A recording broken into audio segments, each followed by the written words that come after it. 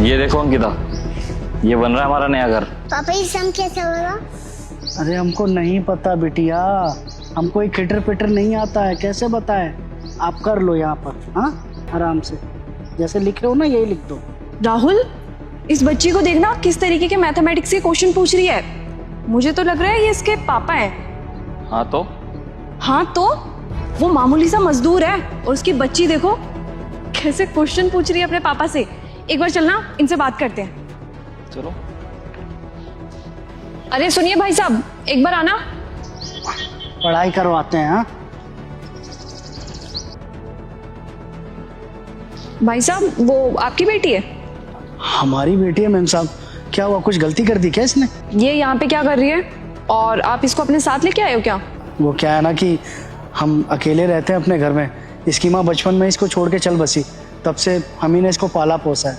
अगर हम काम पर आ जाए और उसको वहाँ पर छोड़ दे तो ये अकेली रह जाएगी, इसलिए इसको साथ ही ले आते हैं। शाम को जाते हैं तो फिर लेते जाते हैं घर पे। वैसे इसको ये किताबें किसने दी है?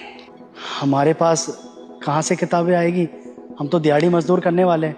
ये सामने वाला घर है ना, इसी में 3-4 लोग बच्चा रहता है, वो लोग भी पढ़ाई करता है, तो लोग अपना पुराना कॉपी किताब दे देता है ना, तो उसी से पढ़ लेती है।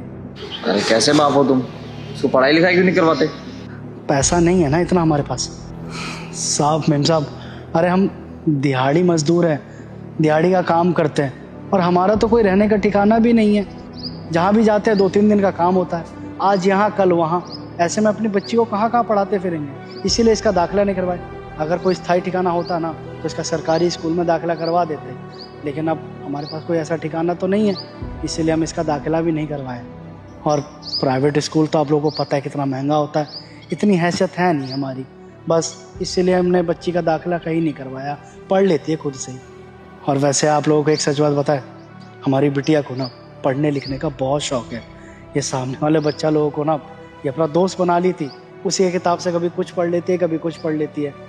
सच बताएं, अगर इसको मौका मिले ना तो ये बहुत बड़ा इंसान बन जाए, कामयाब हो जाए अपने जीवन में पढ़ लिख कर। भाई साहब, आपको एक बात बोलूं कि बहुत बड़ी बात है कि अगर किसी बच्चे का ना पढ़ाई में मन लग रहा है तो, क्योंकि आजकल मैं बहुत बच्चों को देखती हूँ जिनका पढ़ाई में मन ही नहीं लगता। और अगर आपके बच्चे का पढ़ाई में मन लगता है ना, तो मैं तो आपको यही बोलूँगी कि आपको आपके बच्चे को पढ़ाना चाहिए। पता नहीं कल को वो क्या बन जाए। बेटा, क्या नाम है आपका? मेरा नाम नैना है। नैना, वाह बहुत अच्छा नाम है। बेटा, आप बड़े होकर के क्या बनना चाहते हो?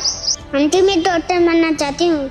वाह, बच्ची इतनी सी है और इसकी सोच देखो कितनी बड़ी है। अब भी आपको समझ नहीं आ रहा भाई साहब कि आपको अपने बच्चे को पढ़ाना चाहिए। ये डॉक्टर बनना चाहती है, इसकी इच्छा पूरी करनी चाहिए। आप लोगों को पता है कि डॉक्टर काहे बनना चाहती है? दरअसल बचपन में इसकी माँ छोड़ के चली गई, जब तो इसको अकल था नहीं, लेकिन जब हमने बताया ना तो बोलने लगी कि हम डॉक्टर होते ना तो अपनी माँ को बचा लेते। और कभी कभी हमारा भी तबीयत खराब हो जाता है ना, तो हमको कहती है कि हम बड़े होकर डॉक्टर बनेंगे ना तो आपका इलाज फ्री में करेंगे। सच में ये हमें खोना नहीं चाहती साहब, बस इसलिए डॉक्टर बनना चाहती है। और हमें ही क्या, किसी जीव को भी मुसीबत में देखती है ना तो इसका दिल पसीज जाता है। सच में हमारी बेटी ना बहुत बहुत ज़्यादा समझदार है। मुझे तो समझ भी नहीं आता कैसे हालात हैं आजकल के। जो बच्चा पढ़ना लिखना चाहता है उसके माँ बाप चाह करके भी उसको नहीं पढ़ा पाते, और जो बच्चा पढ़ना लिखना चाहता ही नहीं है वो इतने बड़े बड़े स्कूल में जा कर के पढ़ाई करता है। अगर यही बच्चे ना पढ़े लिखे तो इनके माँ बाप के हालात कैसे सुधरेंगे? देखिए, आप लोग बिल्कुल ठीक बात कर रहे हैं, लेकिन आप हमारा मजबूरी भी तो समझिए ना। अरे दिहाड़ी हमारा 300 रुपया है, महीना में 28-29 दिन काम करके जैसे तैसे जो भी पैसा बनता है उससे किराया भाड़ा चला जाता है, राशन का पैसा आ जाता है। अब ऐसे में अगर हम इसको पढ़ाएंगे लिखाएंगे तो एक्स्ट्रा पैसा कहाँ से ला पाएंगे, इसलिए कहीं भी दाखिला नहीं करवा पा रहे हैं। इसका पैसा ही नहीं है हमारे पास। जैसे तैसे घर चल जाए यही बड़ी बात है, अब इसका पढ़ाई का खर्चा कहाँ ही उठा पाएंगे हम। सही कह रहे हो भाई साहब आप। सबसे बुरी चीज़ होती है गरीबी। अगर आपके पास पैसा होता तो आज आप ये काम थोड़ी कर रहे होते, अपने बच्चे को किसी अच्छे स्कूल में भी पढ़ा रहे होते। अरे हम एक काम तो कर सकते हैं ना राहुल। हाँ बोलो। हम एक काम करते हैं ना, हमारे पास तो कोई बच्चा है नहीं, तो हम इस बच्चे की जिम्मेदारी ले लेते हैं ना। इसका पढ़ाना लिखाना सब कुछ हम कर लेंगे, क्या कहते हो? क्या मैम साहब, आप हमारी बच्ची को पढ़ाएंगे? लेकिन आप इसके ऊपर इतना खर्चा काहे ला करेंगे? हमें तो समझ में भी नहीं आ रहा। आप लोगों की तो ये कोई लगती भी नहीं है, फिर इसके लिए इतनी दरियादिली क्यों? हाँ भाई साहब, आपने बिल्कुल सही सुना। दरअसल हमारी कोई औलाद नहीं है, तो अगर हम किसी बच्चे का भविष्य सुधार सकते हैं तो ये तो बहुत ही अच्छी बात होगी ना। और कल को अगर ये कुछ पढ़ लिख जाएगी, कुछ बन जाएगी, कामयाब हो जाएगी, तो कल को आपका भी भविष्य सुधार देगी। देखिए भाई साहब, मुझे आपका तो नहीं पता, लेकिन इस बच्ची पे मुझे पूरा भरोसा है। ये बच्ची पढ़ लिख करके ज़रूर कामयाब होगी, और इस बच्ची को पढ़ाने के लिए ना मैं अपनी पूरी जी जान लगा दूंगी, लेकिन इसको कामयाब ज़रूर बनाऊंगी। पर साहब देखिए, आपको कुछ बोलने की जरूरत नहीं है। हमने क्या दिया ना, इसकी पढ़ाई लिखाई की सारी जिम्मेदारी हमारी। आखिर ये भी तो हमारी बेटी जैसी है ना। आप चिंता मत कीजिए, आपकी बेटी ज़रूर कामयाब होगी और आपका नाम रोशन करेगी, और साथ में हमारा भी। तो चलो बेटा हमारे साथ, आज हम तुम्हारा स्कूल में एडमिशन करवाएंगे और तुम्हें बहुत सारी किताबें भी दिलाएंगे और नई नई ड्रेसेस भी दिलाएंगे। हाँ आंटी चलो।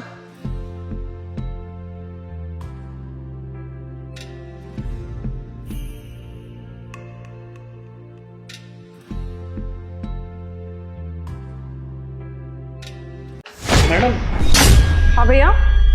आप यहीं रहती हैं? जी भैया, यहीं रहती हूँ। क्यों, क्या हो गया? अच्छा, अरे मैं इतनी देर से फ़ोन कर रहा हूँ, कोई फ़ोन ही नहीं उठा रहा घर पे।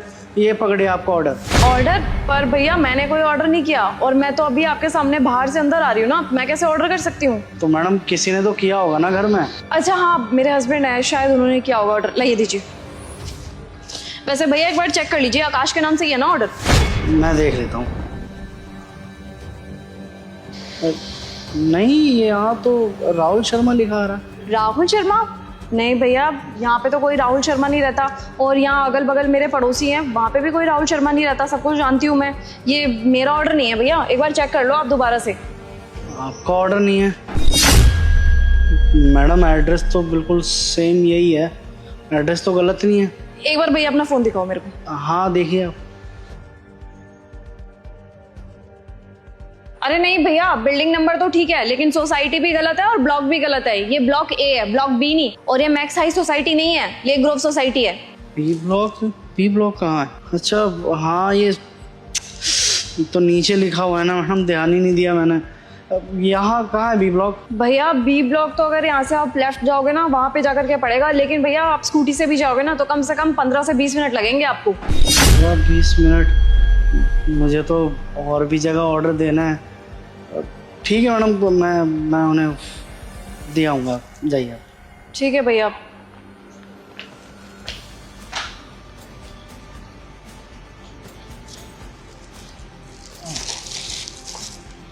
क्या मस्त मूवी है यार।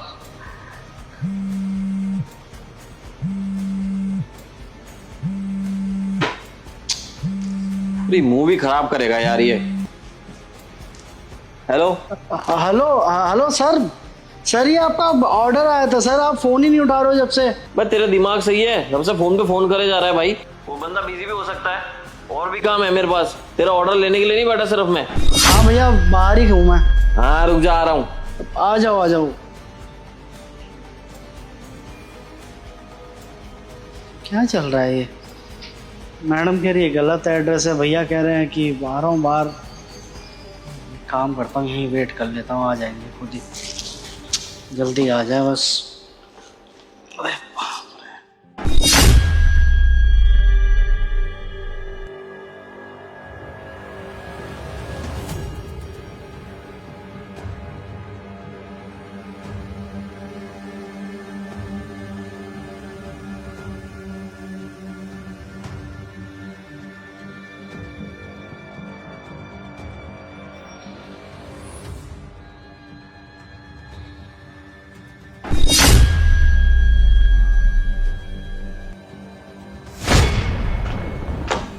अरे भैया, अभी तक आप गए नहीं?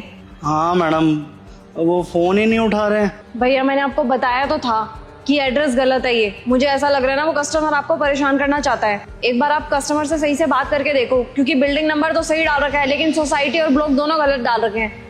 आप एक बार उससे सही से एड्रेस कंफर्म करो, उसके बाद ही आप ये डिलीवर करने जाओ ना। अब आप खुद सोचो, मैं बाहर से आई तब भी आप यहीं पे बैठे हुए थे, और मैं अंदर गई आधे घंटे इतना सारा काम निपटाया, उसके बाद भी आपको यहीं पे बैठे देख रही हूँ। ऐसे तो भैया ये परेशान करने वाली बात हुई ना, खामखा परेशान हो रहे हो आप। अरे मैडम परेशान क्या, जब जब उठा रहे हैं यही कह रहे हैं कि हम बिल्डिंग के बाहर ही खड़े हो आप, हम आ रहे हैं, एड्रेस बिल्कुल सही है।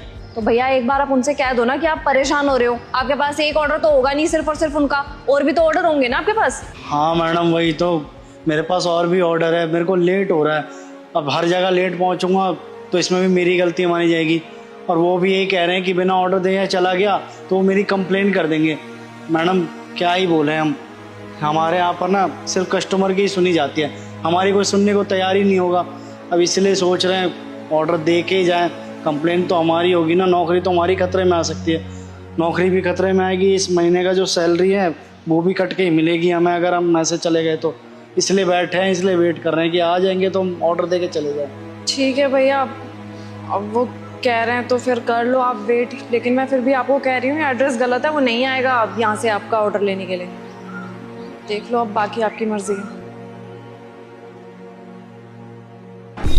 हाँ तो कहीं नहीं है ये।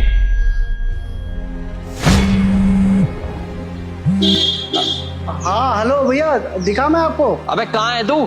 जब से बोला सोसाइटी के बाहर हूँ, सोसाइटी के बाहर हूँ, सोसाइटी के बाहर तो मैं खड़ा हूँ, तू कहाँ है? यहाँ तो दूर दूर तक कोई भी नहीं दिख रहा। अरे सर मैं आप ही का ऑर्डर लेकर आया हूँ, मैं झूठ क्यों बोलूंगा, उसी एड्रेस पे खड़ा हूँ मैं, जो एड्रेस आपने दिया हुआ था।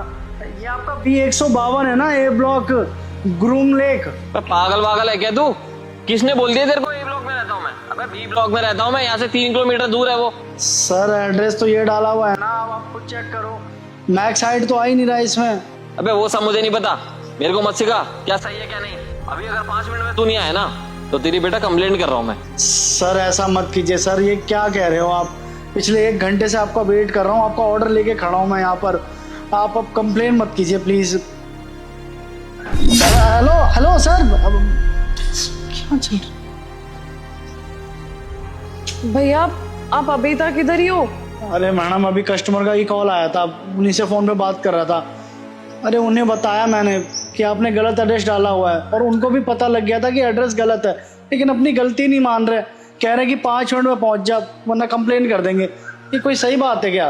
भैया मैंने आपको पहले ही बताया था ना कि बी ब्लॉक यहाँ से 15-20 मिनट की दूरी में है, आप 5 मिनट में वहाँ पे पहुंच ही नहीं सकते। आप एक काम करो, मेरी बात सुनो और अच्छे से एक काम करो, कस्टमर केयर को फोन करके बताओ कि आपके साथ हुआ क्या है, आपके कस्टमर आपको परेशान कर रहे हैं। अरे मैडम ऐसा नहीं होता हमारे में, कस्टमर केयर सिर्फ और सिर्फ कस्टमर के लिए ही होता है, हमारे लिए कोई कस्टमर केयर नहीं बना है, हमारी कंप्लेंट कोई नहीं सुनता है, उनको लगता है कि हम कोई ज़्यादा ही शिकायत कर रहे हैं, हमसे काम ही नहीं हो पा रहा है, और फिर शिकायत करने पे सीधा नौकरी से निकाल दिए जाते हैं हम, इसलिए कोई कंप्लेंट नहीं कर सकते उनकी, उल्टा वो हमारी कंप्लेंट कर देंगे और हमारी नौकरी पे भी बात आ जाएगी, और इस महीने की तनख्वाह कटेगी 100 अलग। पर भैया ये तो सरासर परेशान करने वाली बात होगी ना कि आपके कस्टमर की सुनवाई है और आपकी कोई सुनवाई नहीं है। ऐसा तो नहीं है ना कि कस्टमर कभी कोई गलती करता ही नहीं है। मैडम क्या कर सकते हैं, पूरा दिन बेकार हो गया हमारा, आज बहुत सारे ऑर्डर मिले थे, सोचा था दिन अच्छा जाएगा, अच्छी कमाई कर लूँगा, लेकिन यहाँ तो पता नहीं क्या ही हो गया। अब जिस कस्टमर के पास जाएंगे वही बोलेगा कि हम लेट हो गए, कोई ऑर्डर कैंसिल कर देगा, कोई कैंसिल करने के टाइम हमारी कंप्लेन कर देगा। हाँ सच में पता नहीं किसकी शक्ल देख के उठे थे, पूरा का पूरा दिन खराब हो गया हमारा। एक तो इकलौते हैं हम कमाने वाले घर में, एक दिन भी अगर अच्छे से ना कमाए ना तो पूरे हफ्ते पे भार पड़ जाता है, दिक्कतें आने लगती है। देखते हैं मैडम, दे के आऊँगा उनका ऑर्डर, और क्या लेके आना ही पड़ेगा।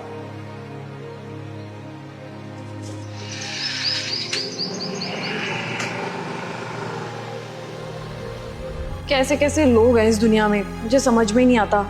वो बेचारा पिछले 1 घंटे से यहाँ पे खड़ा है, बार बार देखे जा रहा है कि कस्टमर अब आएगा ये सामान लेने, अब आएगा, लेकिन देखना 1 घंटे से आ नहीं रहा है, ऊपर से उसको धमकी और दे रहा है कि मैं तेरी कंप्लेन कर दूंगा। एक तो ये बेचारे हमें इतनी अच्छी सर्विस देते हैं, हमारे घर आकर के गर्मा गर्म खाना देते हैं, हमें डोर टू डोर सर्विस देते हैं, ना धूप देखते हैं ना छाँव देखते हैं, लेकिन फिर भी लोग इनकी प्रॉब्लम समझना ही नहीं चाहते। बेचारे के खिलाफ कंप्लेन कर देगा, मुझे पक्का पता है। भगवान इसकी कंप्लेन ना हो, बस इसकी नौकरी बचा लेना।